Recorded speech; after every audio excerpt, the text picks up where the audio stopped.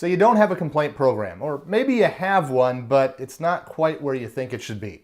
Hi there, this is Jerod with Bankers Compliance Consulting. Now I have a solution. I'm going to tell you more about it here in just a moment, but what I want to talk about to begin with is let's just talk general structure of what a complaint program might look like in an organization. Really, I believe there's 4 common elements across these complaint programs to manage complaints. And the emphasis that's being placed in this area by the regulatory agencies has really been the main push in the direction of moving from good to great as it relates to complaints. So that structure.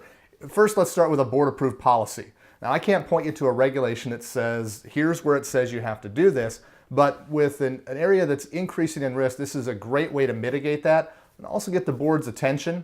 And you'll also find that that there's an intersection between compliance management systems, CMS, and complaints. In fact, it's one of the core pillars that makes up that CMS that your organization gets measured against. So I think starting with a board-approved policy relative to complaints and complaint management, great place to start.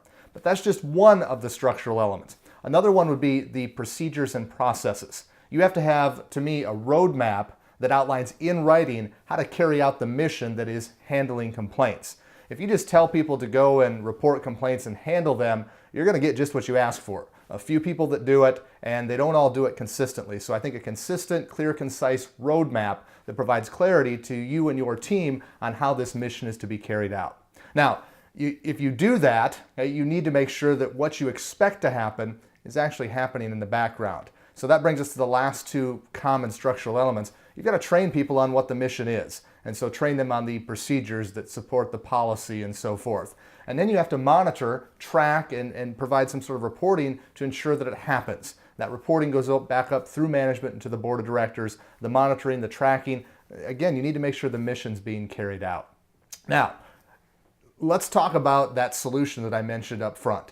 Our team has taken and reviewed and searched for all the latest best practices, guidance, expectations out there that the regulatory agencies have put together on complaints and complaint programs. We're going to put it to you in one nice, neat outline and provide you in 1 hour how to take your maybe non-existent program or your good program and move it from good to great, to make sure that the boxes are all checked, that all the bells and whistles are there, that the regulatory agencies would expect if they came in and asked you about your complaint management and complaint programs. So get your team registered today, drop by, and we'll provide the solution to help enhance your program and move it from good to great. I hope to see you there.